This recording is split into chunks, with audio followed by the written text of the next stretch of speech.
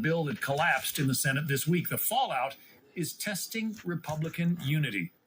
Let's bring in California Congressman Darrell Issa on the House Foreign Affairs and Judiciary Committees. So Ted Cruz, Senator from Texas, has added H.R. 2, the House bill that would reform the immigration system at our southern border. He wants that to be part of this aid package. What do you think the chances are that this passes the Senate? Well, the chances of making law without addressing both the foreign policy failures and the domestic policy failures of this administration are zero. The fact is the $95 billion we're being asked in that Senate bill to give in foreign aid is 100% necessary because of Joe Biden's failed foreign policies. If President Trump had remained in office, Iran would never have, in fact, told its proxies to go ahead and kill 1,000 innocent Israelis. Save everybody. Would never have come over the border. He didn't do it during the entire Trump era. He did it when he saw the opportunity with a weak and forgetful president. So where do we stand now that the bill that was crafted with so much hoopla and presented in the Senate, that went down in flames, didn't get anywhere close to 60 votes that it needed? Where do we stand now?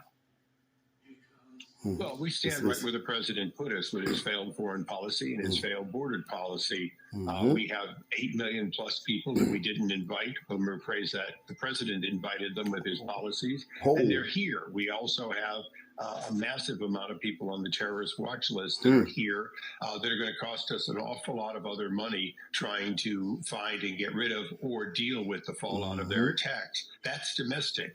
But around the world, this $95 billion proposed in the Senate, that's the tip of the iceberg of where we're going to spend money if we don't change policies to a policy of real peace through strength instead of pay for your mistakes afterwards with proxies defending against these attacks. You're on the Foreign Affairs Committee in the House. We just heard that report from Mike Tobin about how China is buying Iranian oil, and that's helping to fund Iran's misdeeds in the Middle East. Is there anything that the U.S. Congress can do about it?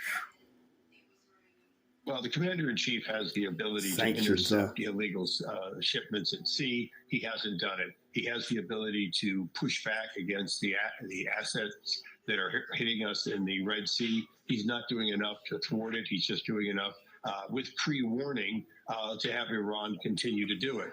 There are two players selling massive amounts of oil to fund their wars. It's not just Iran who's doing it to fund the proxy wars. The fact is, Putin is selling also to China massive amounts. Putin is selling more oil today under sanctions than he did before the war. And he's doing so right under our noses. We're watching it.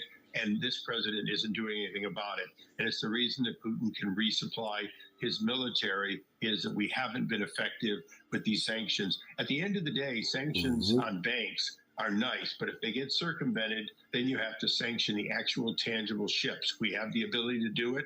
They pull over, we put them into port, and the oil doesn't arrive in China and the other places, and the loss starts costing. But until we do that, until we take probably 400 of these pirate ships effectively that are carrying the oil, take them off the high seas, this will continue. We have the ability to do it. We've had the ability to do it since Thomas Jefferson. There's no better time to make these sanctions work than now if we want to have a peaceful settlement to these two and growing wars. Wow. California Congressman Darrell Issa. We'll have to leave it there.